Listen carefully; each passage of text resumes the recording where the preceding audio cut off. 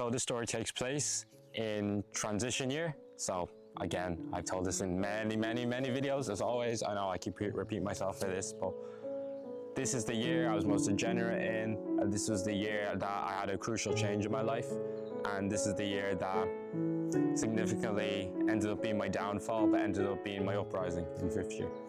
So this story starts in fourth year. I got invited to this event which is called Tenderfoot. If you don't know what Tenderfoot is, let me explain. It's a thing in Ireland that people all around Dublin, which is the capital city of Ireland, people all around Dublin from different schools and stuff like that, go to this specific theatre, and we basically, all of us have no experience of doing acting. Well, most of us didn't experience of doing acting and performing a play, and that's what we were going to get taught, and that's what they're going to teach us on how to perform a play, and how to basically how script writing and playwriting works in a setting where like we only had like 1 month, actually I think it was 3 weeks or 1 month to prepare for the big event, which was everybody from around the whole entire city, like of where we lived in Dublin, which is the capital city, would come and view our performance. Because every year that this happened every year, so every year that this did happen, that people from around Dublin, from different schools, came to see our play. It would be always like everyone would say it was like the best play they have ever been to. Okay, so the story starts off when this was the first week I was in the play. I mean, the first week I was in this camp. So basically the times this was happening was January to March, yeah. So it was during these times, like I think it was 3-4 times a week we were going to this place. It was like a theater place. We were gonna be practicing and performing for our play that was gonna happen in 2-3 weeks time. I mean, not 2-3 weeks, in 1 month time. And we ended up meeting a load of people from different schools and stuff like that. And they had like, how would I say, they have tryouts for different type of groups. So there's different types of stories in different, how do I explain? Different types of stories in like the different types of groups that you were in. So one group had like a story about an abusive father and like just like the life in general around Ireland. Another story was kind of like a Romeo and Juliet story, and the third story was a story of, what is a flippin' B there? The third story was about like a kid who was looking to find his parents. I think that's what it was. Yeah, a kid who was looking to find his parents. So those were the 3 stories, and we had to do tryouts for each of them. And then obviously our mentor, which was the woman who was organizing the whole thing, she would put us in groups which she would think that we would be the best to do at. So that's why we started doing on the first day. So basically the first week was fine. We basically were just like doing all the tryouts and stuff like that. And then it ended up coming to like the end of, I think the third day, right? It ended up being the end of the third day. Then this girl came up to me, and because she was in my group at the time, right? So me and her just started talking. And me and her was just talking about like, oh, what we're gonna, like, we're just getting to know each other and stuff like that. Because we were in the same group, obviously, like, there was about like, I think it was 8 or 9 people in our group. So, yeah, actually, I think it was more, I'm not sure. I think it was 15 people, actually. Sorry about that, but it was 15 people in our group. But me and this one girl started talking. For the sake of the story, I'll call her Kira for the sake of the story, okay?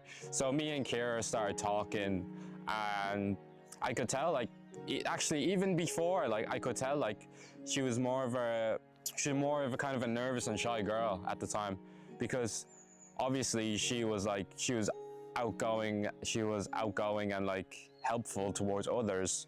But when it comes to talking to guys, I don't think she had that kind of experience before in transition year.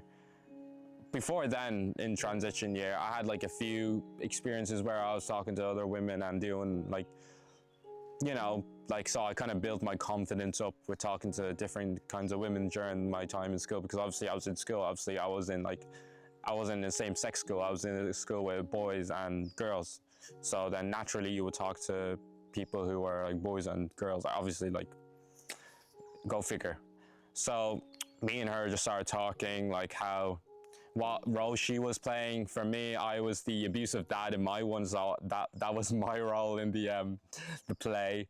For her, she was like one of the side characters. She was like I think it was the girl who was doing like the hairdressing and everything. So like the story takes place of like this young girl where she has an abusive father, and then obviously there's a scene where she goes to the hairdresser to get her hair done, and then she yaps about her father and like how abusive he is, and like how she wants to make a change and everything. And then at the very end, she finally builds up the courage to fight against her father, and then she basically leaves him forever. That's basically the story of it in a nutshell. So then we started talking, and obviously we were talking for a little bit. Then after, I think at the end of the week, actually, I think it was the first week.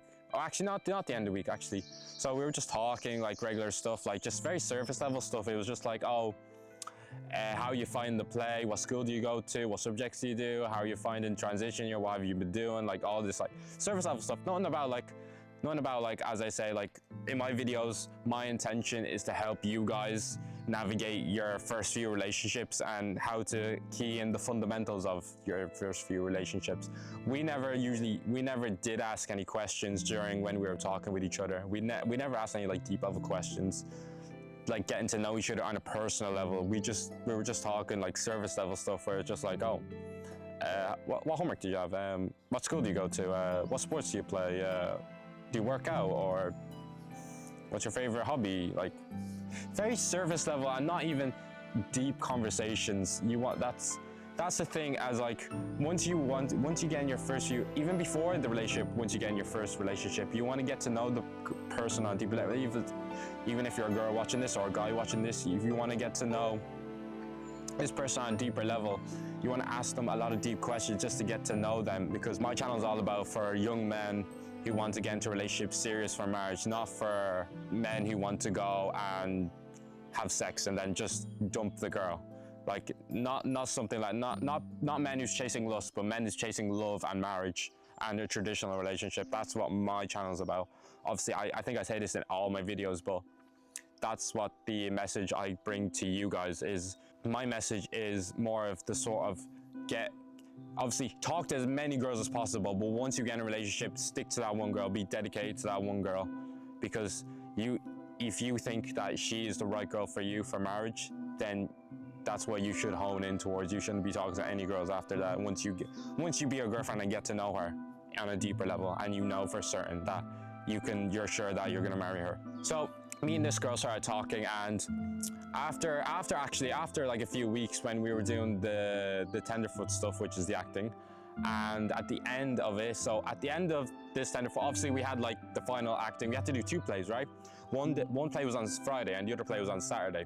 So the first play on the Friday, obviously it was our first play. We tried our best as well. We couldn't use the scripts or anything, because obviously once you're like when you have to read the scripts and everything of like, oh, what you have to say for these lines, of course, like etc. Like that's what acting and screen playing is. When you're learning a play, you have to learn the lines of the actor who's like, of the person who's like, once you're like what actor you're performing as, right?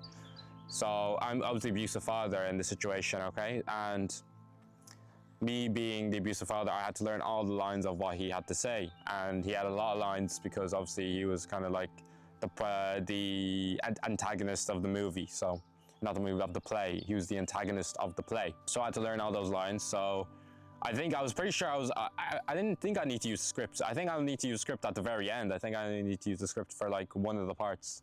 It was like one scene because I didn't remember that scene. But apart from that, I remembered the whole thing. So I was fine with that. And the second play we had was on a Saturday. The first play was on a Friday, obviously. This was when all the schools, like different schools around the country, came to see it. The second play was anyone of the public could come and see it. So they can come over and have a look at the play and see, like, it could be like even like any like person, like even like a mentor who was like, who knew what he was talking about when it comes to like doing plays and stuff like that, he could come over and assess it, which is like an inspector, if you get what I mean. So basically the public came, and obviously I had my lines learned as well, so did she. Kira had her lines learned as well. So then after we finished, obviously it was fine, it went very well. Then after, they were holding a party after, which was, I didn't know this was very unexpected, but they had like a party in like the what would I say, it's like the it was a little room, it was like a little disco room, right? Because it was like a playing room, not like just a room where like you can go over and learn your lines and like demonstrate your acting skills during that. So they made that room into like kind of a disco party room. Everyone had food, everyone was vibing with each other, everyone was taking pictures. During this time that obviously we were partying and stuff like that, like during this like degenerate stuff, obviously I was in transition year and I was doing this degenerate stuff, I didn't really think much of it. But during like obviously the disco part and everything like that, like it came like it was about like 5 minutes, 10 minutes in, we were just like dancing, vibing, having pizza. I was dancing with a few of my mates who were doing it, and a few of my mates who I made friends with during the period of like when I done Tenderfoot. And then after, like, I think it was like 30, 40 minutes after that, the girl, Kira, she came over to me and asked me to dance.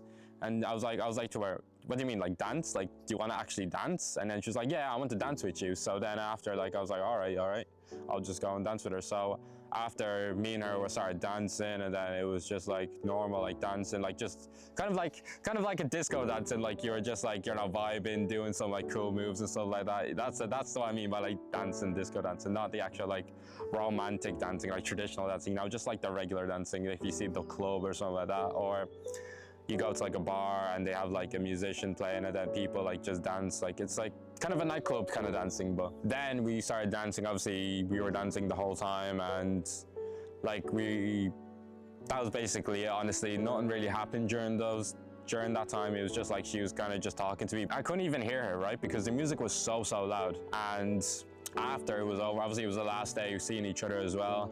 Obviously the last day of seeing all the guys that I met and I made friends with during the Tenderfoot period.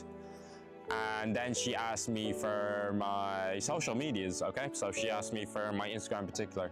So I was like, okay, so I just gave her my Instagram, and then after we followed each other, I followed her back, and then she followed me back first. She actually requested to follow me first, and then I accepted it and I followed her back.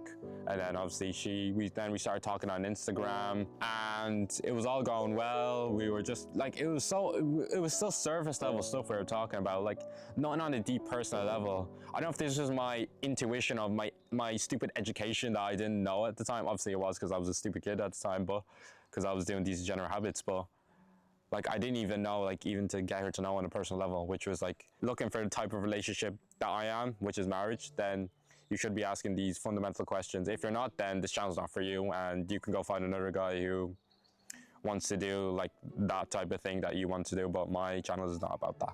Obviously we started talking over Instagram, and it was going well. I even asked her to plan to meet up with her. We planned to meet at a coffee shop, and just to get to know each other a little bit better. But I don't know what was the difference between us at like Tenderfoot and us at the coffee shop, because she was so different. Like she was so shy, like really shy, like she couldn't even hold eye contact with me. That's how bad it was when we met up at the coffee shop. Obviously we met up with each other, like I texted her saying, oh hey, do you want to come meet up? We can come get to know each other at the coffee shop and stuff like that. And then obviously we went to go meet up with each other, and then obviously she was actually working at the coffee shop, actually, to be honest. She told me to meet at this coffee shop, and then she was working at the coffee shop at the time. So after, like, it was like at the end of her shift, so we sat down with each other and we started talking. Like, she wouldn't even look me in the eyes, that's the thing. So I was looking at her in the eyes, right? But she wasn't looking at me in the eyes, and she was kind of like looking away. She was looking left or right, she was looking down. Like, she wasn't really like holding my eye contact really much. And that's when I picked up, like, she was kind of a shy girl. And I was like, oh, okay. And then, even though I was stupid at the time, like, I knew, like, she wasn't the right type of girl. The conversation was so, like, surface level. It was so boring, honestly. I don't even know how I was sitting through that conversation for, like, I think it was an hour and a half or 2 hours. I don't know how I was sitting through that conversation. But, like, once in the conversation, like, it was like 30, 40 minutes, then she started getting comfortable around me, and she was fine with that. But then after, like, literally nothing happened. Like, she didn't even say like, oh, do you want to schedule another day or something? Like, I didn't even say. I was like, oh, do you want to come meet again and stuff? So I was just like, oh, I'm not gonna take her seriously, because she's not the type of girl that who's interested. Like, she was probably interested in me and my looks, but not interested in me getting to know me personally, right? I think she was more interested in what, like, my looks and what I looked like on my face and stuff like that. But then after, like, we texted for after a few weeks, then nothing really happened. Like, we just kind of ghosted each other after that, and like that's basically it, honestly. So then literally nothing really happened after that, and it kind of just died after that. Like, there'll be times where she would text me like during like my 5th year period, but then after, like, I kind of just delete her off my phone once I found my woman. So it was just like, then that was it, because obviously I was not settling for a woman who was like, who wouldn't, like, she was kind of a shy girl, but she wouldn't, like, I was attracted to her by her looks, but not attracted to her by her personality and getting to know her. And that's what you guys should be aiming for. Not aiming for someone that you're attracted to because of their body or because of their looks or because what they look like or how they present themselves on social media or something like that, you know? You don't want a person like that. You want to get to know a person on a deeper level. Obviously, looks plays a part in it. You want to look for a woman who has the right fundamentals and the right things you're looking for in a woman. If you're looking for a type of marriage, type of woman that involves marriage and who's very serious about marriage, not a woman who's like, who just wants to play around and wants to waste your time and wants to get in a relationship, or a short-term relationship, not a long-term relationship that involves getting married and settling and having a future with them. In my opinion, that's my motto on it. And before, even in 4th year, like, I didn't know too much of this stuff about relationships, but I knew a little bit of like, oh, I'm wasting my time with this girl. Like, there's billions and billions of girls that I can go and talk to, which was like, why waste time on this girl when I can go talk to her, or I can focus on myself, and or really, actually, I didn't even focus on myself in 4th year, honestly. That was more towards 5th year when I was starting to focus on myself, but 4th year, it was more just the general stuff. So I was just like, oh, why should I just go? Why should I go with her? She's boring, you know? She doesn't drink, she doesn't drink, she doesn't vape, she doesn't smoke, she doesn't go to clubs, she doesn't do anything, she doesn't do any of that general stuff. So I was like, oh, why even go out with her in the first place? So after the first coffee shop day, I was just so bored of her. I was just like, well, she's not doing anything that I want to do, and she wasn't doing any interest that I was doing at the time, which was degenerate interests. Obviously, she wasn't that type of girl who would do those kind of things, but yeah. That's basically it, honestly. Yeah, just the main takeaway of this is just find a woman who you can fundamentally find that has the fundamentals of relationship. If you know the fundamentals of relationships, one is respect, love, connectivity. What else? Respect, love, connectivity, motivation for you as well, to motivate your goals. And that's basically the story of when, like, during these talking stages of like how I was talking to this girl, but I didn't want, because I wanted her for her looks, which was not the best thing of like me during the time. I wanted a girl for her looks and not for what she want, like her personality and everything. Yeah, that's basically the video, and hopefully you guys enjoyed it, and I'll see you guys later in the next video. See you later.